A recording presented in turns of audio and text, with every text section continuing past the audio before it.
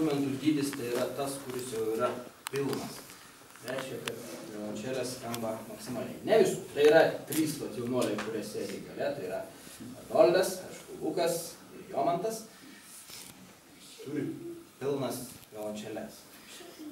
Taip pat 3/4 instrumentai, tai va 2 damos ir Kristupas su Augustu, kurie taip pat irgi netrukus turėtų pradėti groti jau pilnom violončelėm. Tai dabar dėl to ir noriu, kad paklausytumėm netgi be akompanimento Jozefo Haidno kūrinį, tiesiog keturbalsį, kad jūs galėtumėte išgirsti visą šito instrumento tembrą ir palyginti, kaip taip skamba, kuomet mažieji ilsisi ir klausys.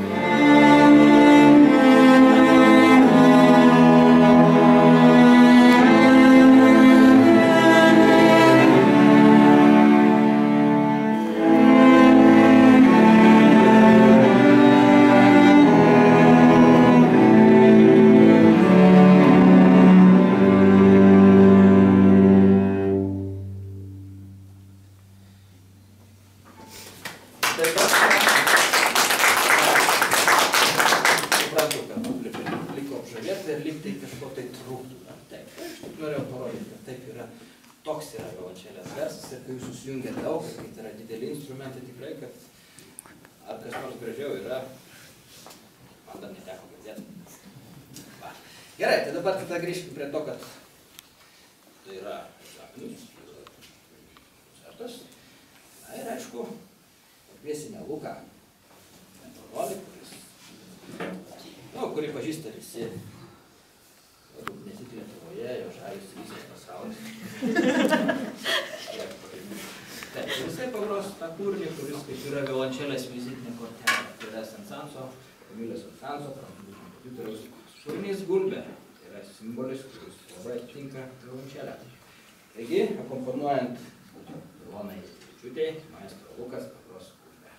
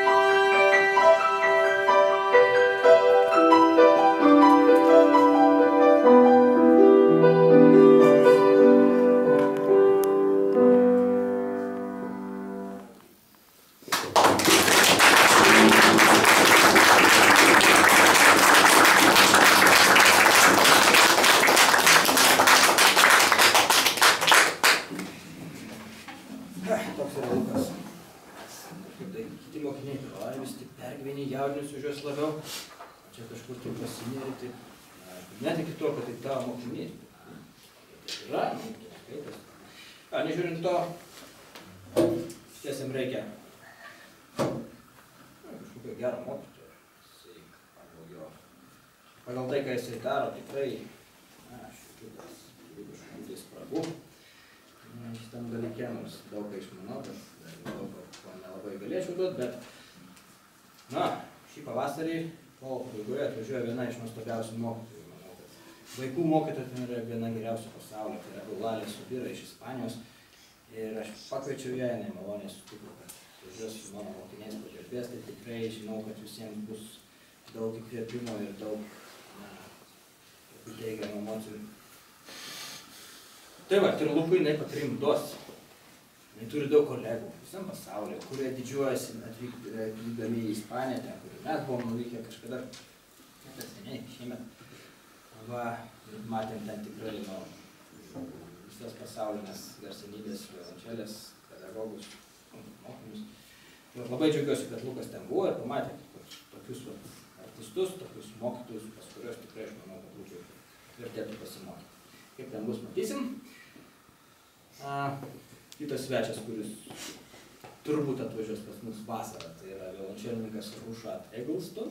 Tai yra irgi mūsų tokia siekiamybė. Ten šiek tiek kitoks žanras yra. Bet ateityje pamatysite. Gerai, ačiū tau, Lukai, už klubą. Toliau žygiuojam į egzaminą ir dabar Jomanto yra. Jomantas, nors iš vietos turbūt, ar ne? Žano Batisto Brevalio sonata. Toks vienas iš populiariausių kūrinių, gal kai vaikai baigia muzikos mokyklą, šitų kūrinių būdavo stojama į tą vadinamą Tallat Kelpšos ar kitokią, galbūt į Grožio konservatoriją, tai va čia tas kūrinys yra.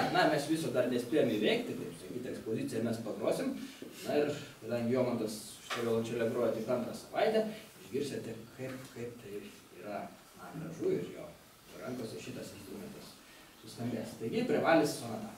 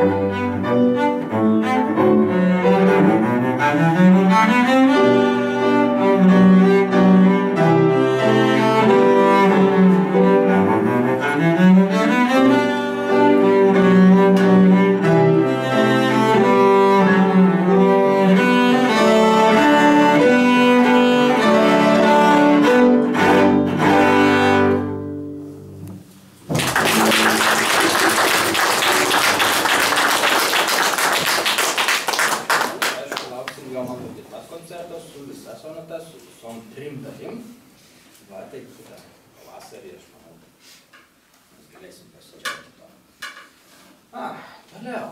Kūrinys Skerso, kurį galbūt jūs daug kas jūs esate girdėję. Šį kartą solo jį atliks Ingridėlė, mano mylimą Ingridėlė. Labai nepaprastai drąsiai, žodžiu, grojant viskas pasimato. Taip, kad linkiu susipažinti. Thank you.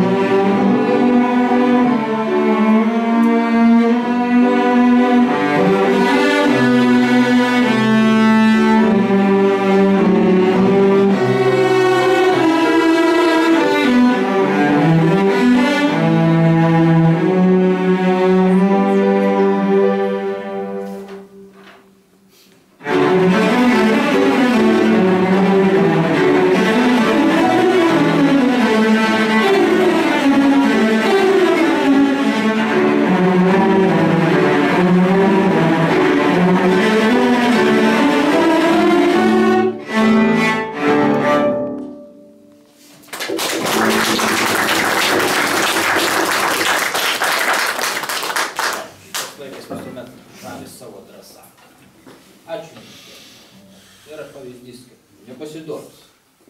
Kas be atsitiktų scenoje, turime eiti ir taip kaip ir gyvenime. Gerai, toliau tada pagrosime kūrinį, kuris yra gavotas, šiek tiek kitokio charakterio. Na, jį pagros iš karto du solistai, kadangi tai sugalvojom. Tai yra Kazmina ir Arnoldas. Gavotas.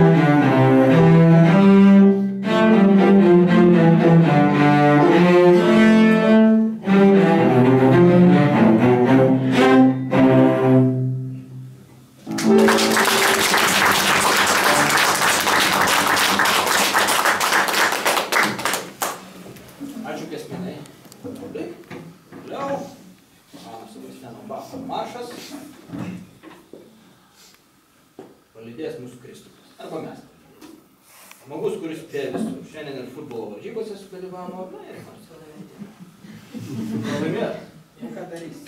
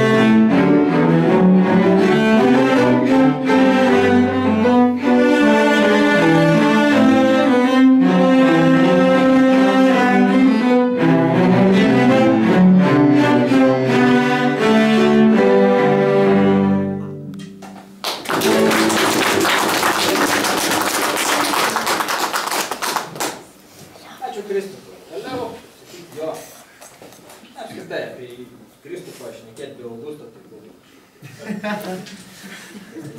Nepilna, neišbaigta. Bet taip gavosi.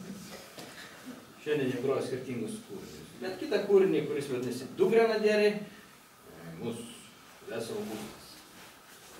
Vadas, pasiruošęs duoti. Na ir pasižiūrėsime.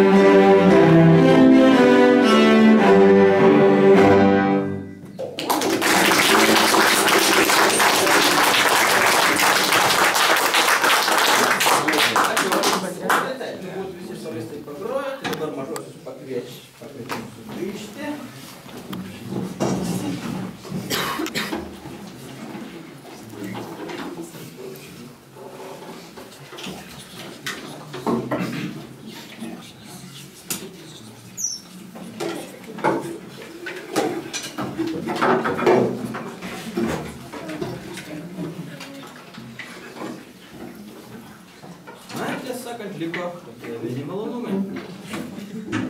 Tai yra šiek tiek kitoks žanras. Kitoks prieimas, kitoks pavadinimas. Kažkas susijęs su pramoga ir slidėmis. Tokia tai platesnė auditorija, su kažkokia pop kultūra galbūt. Tas kūrinys tai yra apokaliptikos, tai yra violončelio tokios grupės, kurie groja roko muziką. Vienas iš kūrinių lopšinė. Aišku, kad vaikams tai patinka. Patinka ir visokie kitokie kūriniai. Ir ten galima ir paitikauti, ir pasiaudėti. Ir aš žinau, kad to reikia.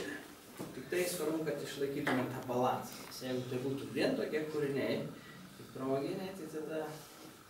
Ne, tada aš tikiu, kad jie nesiformuotų tokie gražus, kokios dabar. Tai va. Tai gerai. Einam. Apokaliptį.